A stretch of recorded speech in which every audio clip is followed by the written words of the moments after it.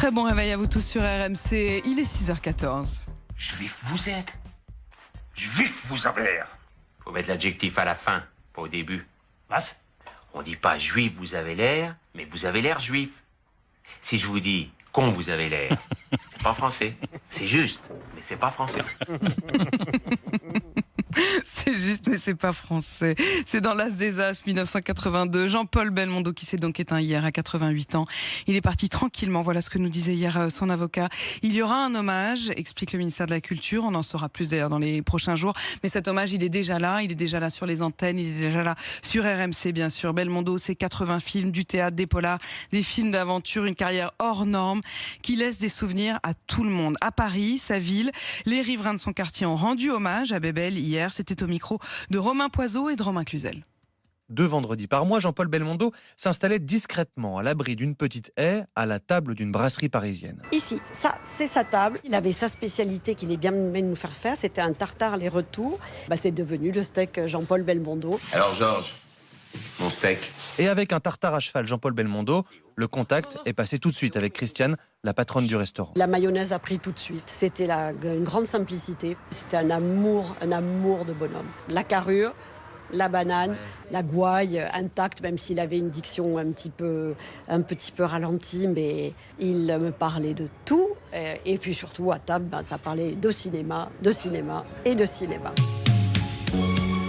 Ceux qui ne l'ont pas connu se sont très vite identifiés au personnage Bébel. Jos Beaumont, espionnage et Châtellenie. C'est le cas de François. On avait envie de faire la même chose, c'est-à-dire qu'il y avait le côté tout est possible. On était Belmondo, on était complètement lui, beau gosse en plus. Si la connerie n'est pas remboursée par les assurances sociales, vous finirez sur la paille. Au-delà de ces films, ceux qui l'ont rencontré ont le souvenir d'un homme simple, accessible. Eric se souvient d'une inauguration dans l'Aube en grande pompe avec des hommes politiques. Jean-Paul Belmondo avait chamboulé tout le programme pour signer des autographes. L'histoire a duré 45 minutes. Jean-Paul Belmondo, avec le sourire qu'on lui connaît, à pleines dents, a signé des autographes pour des adultes, pour des gens, etc. On sentait la gentillesse absolue de Jean-Paul Belmondo, absolue.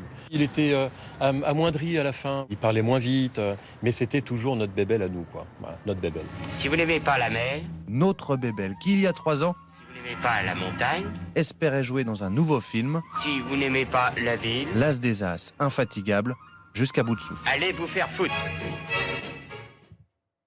Extraordinaire, Jean-Paul Belmondo aussi, vivant, partageant avec les uns et les autres. Et Marc est encore avec nous parce que Marc, je vous ai coupé la chic tout à l'heure, alors que je découvre que vous l'avez croisé, vous l'avez rencontré, vous avez pu échanger avec lui. Racontez-nous.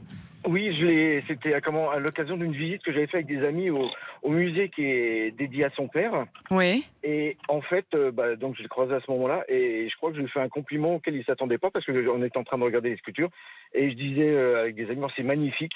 Et du coup, c'était peut-être un compliment qui était pas pour lui, mais qui était pour les œuvres de son père. Et je crois que ça l'a touché parce qu'il m'a regardé vraiment bizarrement et de façon très, très surpris et à la fois content. C'était pas lui la vedette et il avait tellement un amour pour ce qu'avait fait son père que je crois que ça lui a fait très plaisir. Donc c'était vraiment une rencontre au hasard parce que il était dans ce musée en même temps que nous et c'était vraiment mais une rencontre inattendue et je pense que ça l'a surpris.